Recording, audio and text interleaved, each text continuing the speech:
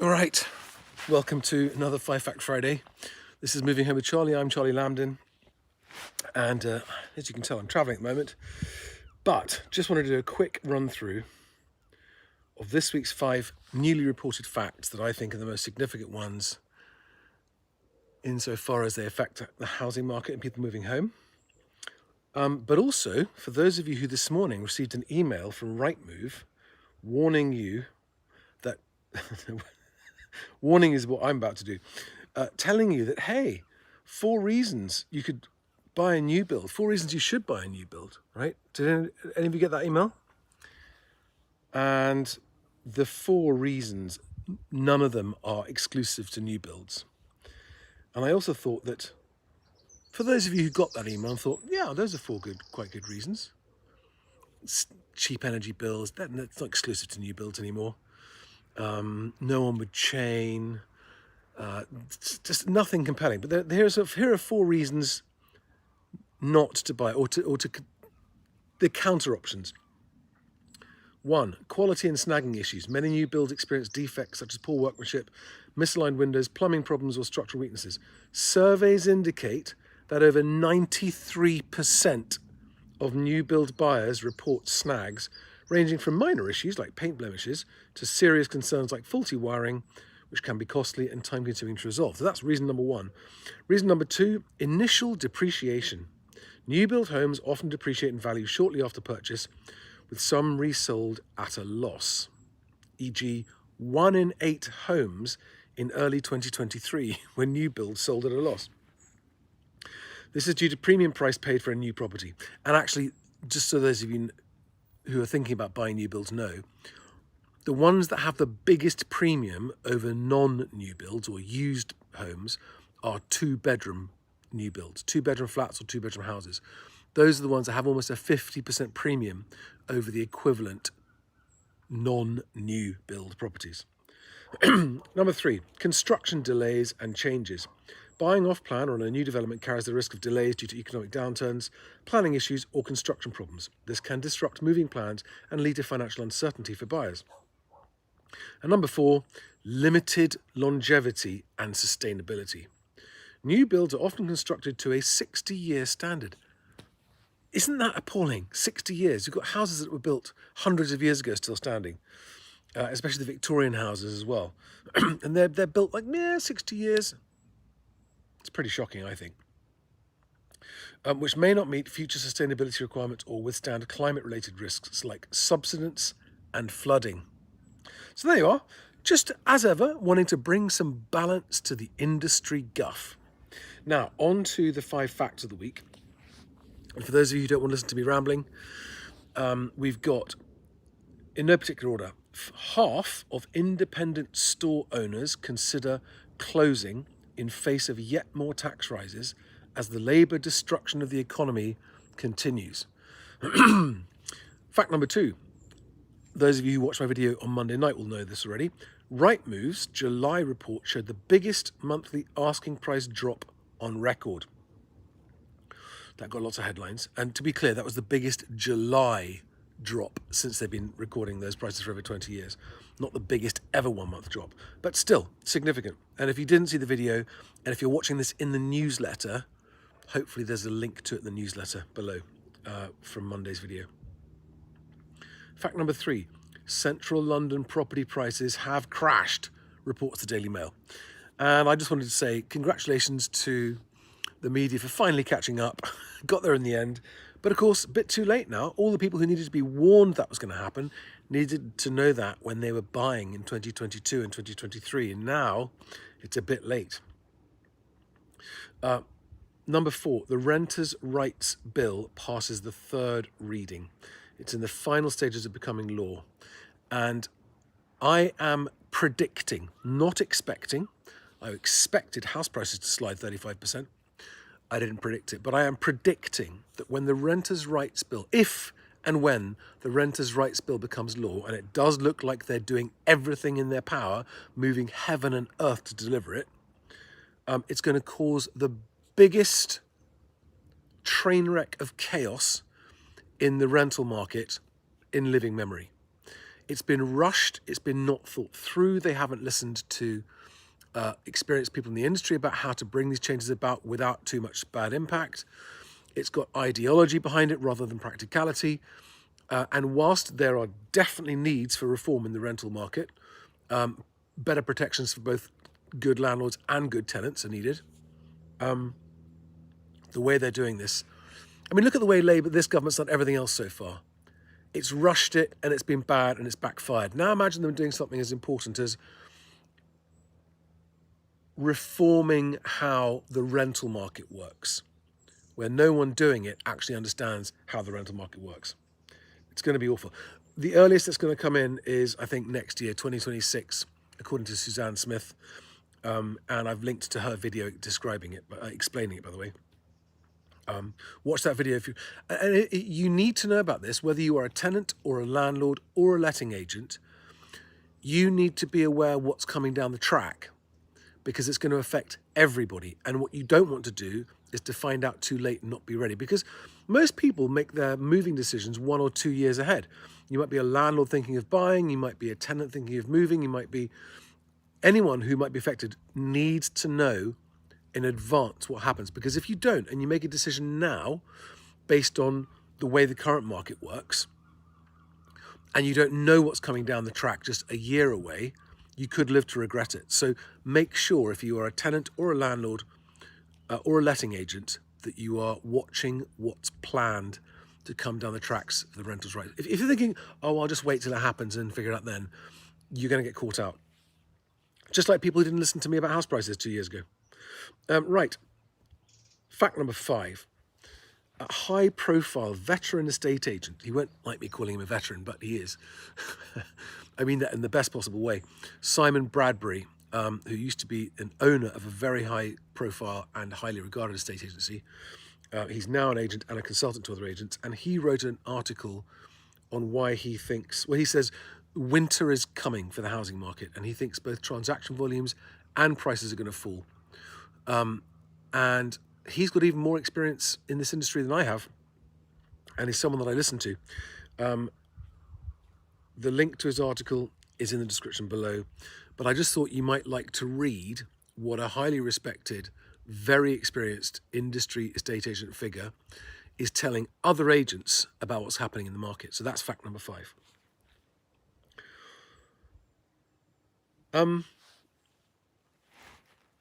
Above and beyond all that, this is just a short, quick roundup for Fact Friday.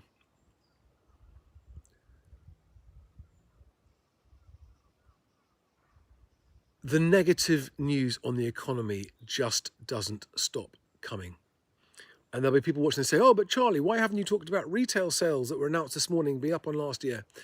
They're slightly up on last year, but compared to last month, which was down 2.8% in May, they're up 0.9%. So all it's doing is a little bit off the bottom of where it went to last month. It's trending down. There's no exciting, sustainable uplift in retail sales coming anytime soon, I promise you. The jobs market is terrible and getting worse. Employers left, right and centre are warning. I mean, half of independent shopkeepers warning that they're thinking of closing. Half, 50%. And also this week, they announced that car and van manufacturing figures, car and van production figures, are down to levels not seen since the 1950s. And that's one of our biggest manufacturing sectors. And it has collapsed. Car manufacturing has collapsed. It's terrible. That's UK car manufacturing has collapsed. It's terrible for the companies. It's terrible for the employees involved. But it's a sign of what's happening in the economy. And there are YouTubers in the car industry saying, what's going on? There's a guy who owns a second-hand car lot, and he said, I've been open now for several hours this morning.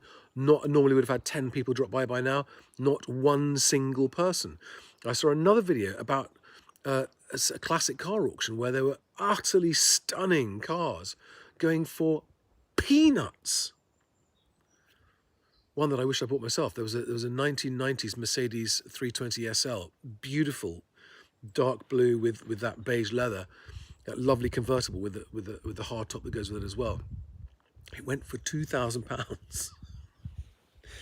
So, you know, anywhere you look, And then there were the government borrowing figures out this week. Absolute train wreck. Forecasted to be 16 billion, actually borrowed 20 billion. So Rachel Reeves has now created her own brand new 20 billion black hole. And that's if you believe the figures and you don't think that they'd be massaged. And I put a link to Sasha Yanchin's video on this. And if you haven't seen it, I recommend you watch it. Just go and look at Sasha Yanchin. Sasha Takes on UK is his YouTube channel. The most recent video there, he breaks it down. And for once, he's not being funny and jokey about it. He spells it out and breaks down and shows you the government's own data that shows just how bad it is and where the money's going. And unfortunately, the most scary thing about it is that 80% of what the government is borrowing is being used to just pay the interest on existing debt. If the government was borrowing that money to build new social homes or to invest in new technology in the NHS or to, then okay, borrowing heavily, but to build stuff, it's borrowing, it's taking on more debt, which will have more interest just to pay off the interest, not even to pay off the old debt, just the interest on the old debt. This is like you've maxed out your credit cards. You got so many credit cards, they're all at the max, and you take out another credit card just to keep covering the interest on all the other credit cards. That's where the country is with its finances. And I don't know how long this can sustain itself. I don't know whether it continues to just have an inexorable slide into decline and despair and poverty and doom, or whether there's going to be a financial event. There are some people who think, oh, they're about to start turning on the money printers. I hope not, and I don't think so. There are some people who think that there is no alternative.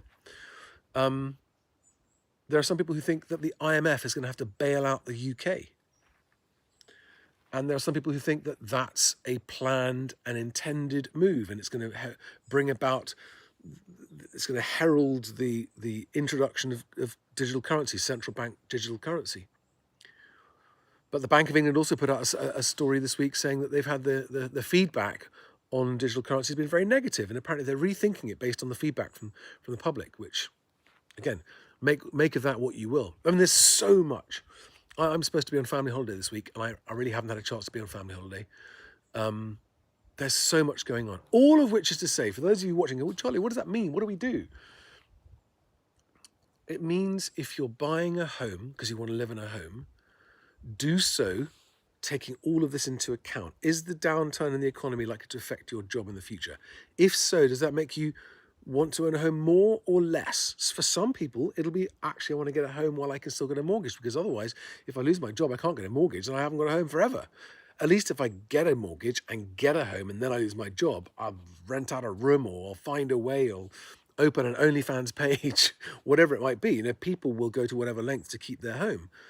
And then there are other people who look at it and go, I don't want to risk that. I don't want to buy a home and then find out that I've lost my job and I can't keep it, and then lose it and lose my deposit. It's personal, it's horses for courses, it's personal risk appetite. If you're a seller who needs to sell, the number of sellers still, I mean, even those sellers, these are the ones I'm most worried for. The ones who've got their head in the clouds going, well, this is what I want for it. The market doesn't care what you want for it. The economy doesn't care what you want for it. The unemployment figures don't care what you want for your house. If it's what you want for it, you got your head in the clouds, you're in cloud cuckoo land, and you're wasting everyone's time, you're not going to sell your house. If you understand that the market decides what price your house is going to sell at, then you're halfway there to actually having a chance of selling. But people who are halfway there, but still actually not in full possession of the true state of the market, you're coming to market not quite so badly, and then you're dropping a price because you do want to sell. But you're going to end up getting less money after a longer period of time by doing that. Only the sellers who understand two things are selling at the best price the market will pay right now. And they're the sellers who go, okay, number one, the market doesn't care what I think, what I want, or what my agent values my house at. The market doesn't care, right? So I must ignore what I want, what the agent values it at. I must ignore that. And number two, and congratulations on number one, because that's proper realism, I must get my launch price right.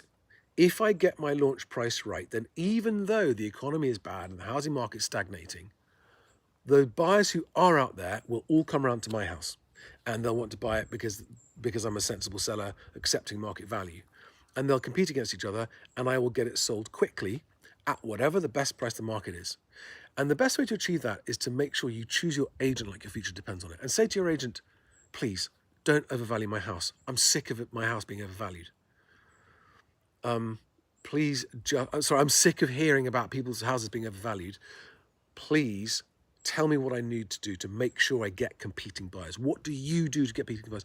And I promise you, something like 60% of agents will stare at you blankly going, huh? A seller who doesn't want their house overvalued? I don't know what to do. I don't know what to say. I don't have anything else to say because all we do is stick it on Rightmove and hope. But the good agents are going to say, what a breath of fresh air to hear a seller saying that they understand that the market determines the price. Now let me explain to you, Mr. and Mrs. Seller, what we as an agent do to make sure that we get multiple viewings on your house. We can't guarantee what the offers are going to be. What we can do is make sure we get multiple viewings through your house in the first 2 weeks and create a market for your home so that we can find out the best price that the market will pay for your home. The agent's job is to create a market for your home. Every property that's sitting on the market unsold, the agent failed to create a market for that home, because no one through the door equals no market for your home. The market for your home exists only among the people who come and view it. Without viewings, you don't have a market for your home. And sitting there waiting for the market to come to you doesn't ever happen, doesn't ever work. Even in a rising market, that doesn't work if you've overpriced it too far. People just think, joker. So for the sellers, the market is only getting harder from here for at least the next 2 years. I mean, at least the next 2 years, probably the next 5 years. It's just going to continue sliding. And for those of you who believe in the 18-year house crash cycle, well, that's next year. That's been predicted as 2026, the year house prices crash. And I think it might well be the year which we realise house prices already crashed, but it takes so long for it to get reported. To go, oh God, we're only just now seeing the land registry figures for 2025. And for those of you buying thinking, I want to buy a home, but I'm worried about what the market's going to do, so I'm not going to buy a home. You should still buy a home. You should still be out there viewing, but just be really cautious with your offers. And you'll see what I mean. Once you are, as a buyer, out there viewing properties that you would like to own, and you realise actually there aren't many other viewers out there, you're the one that's in a great position to make an offer and get it accepted.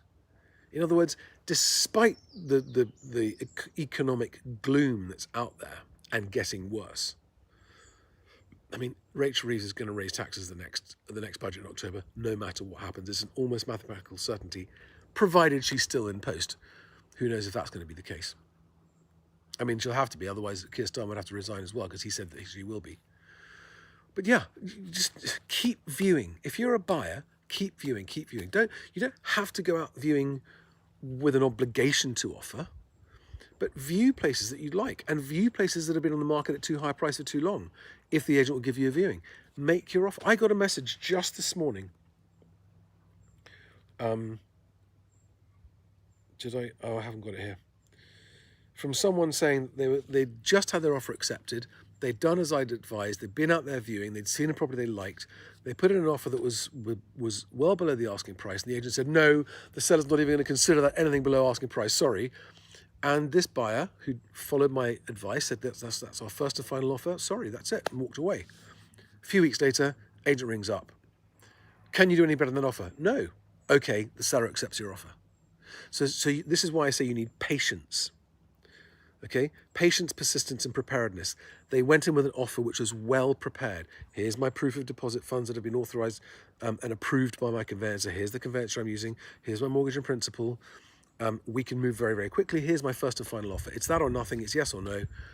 And they got a yes. They had to wait. It was initially a no, but eventually it was a yes. Once the seller and the agent went, oh God, that buyer is the only market for that home.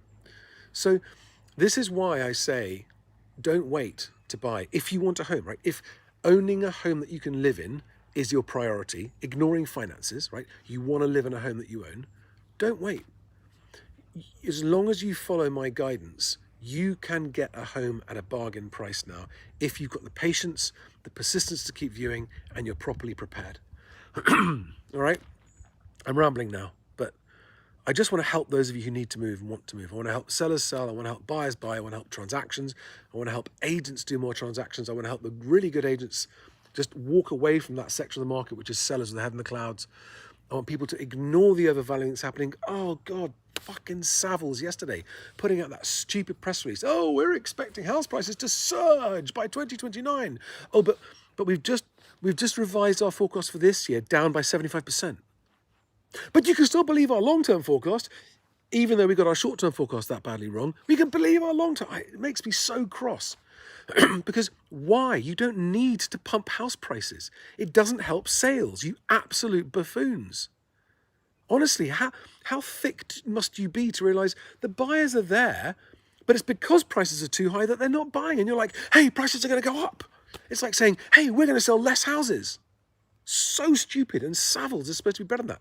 Yes, it's a successful company, makes lots of money, but that is just self-harm. It's dipstick, Tim, nice but dim self-harm. So Savills at the beginning of 2025 forecast that UK house prices would rise 4% in 2025. They've now gone, no, actually, no, it's 1%. Savills has revised its 2025 house price forecast from 4% growth down to 1% growth, only after half the year. Rightmove has revised its 2025 house price growth figure down from 4% to 2%. Which is to say that I hope those of you who in the past have said to me, but Charlie, Rightmove said this, and but Charlie, Savills said that. Yeah, really? How do you like them now? They've both revised their figures down. Which means that when they come out with this 5-year bollocks, just ignore it. Just ignore it. Don't fall for it.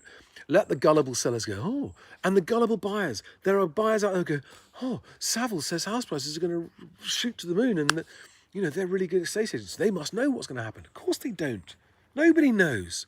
They're just pumping their book, like Rightmove pumping the new build guy's book, sending out emails saying, hey, 4 reasons to buy a new home. Anyway, I am rambling. It's been long enough ramble. Thanks for watching, guys. Please, if you've received my newsletter, share it with people that you think will find it useful. If you haven't subscribed to my newsletter, it's free. It's every Friday. mhwc.co.uk/newsletter. The rest of you, have a great weekend. See you on the next one. Bye-bye.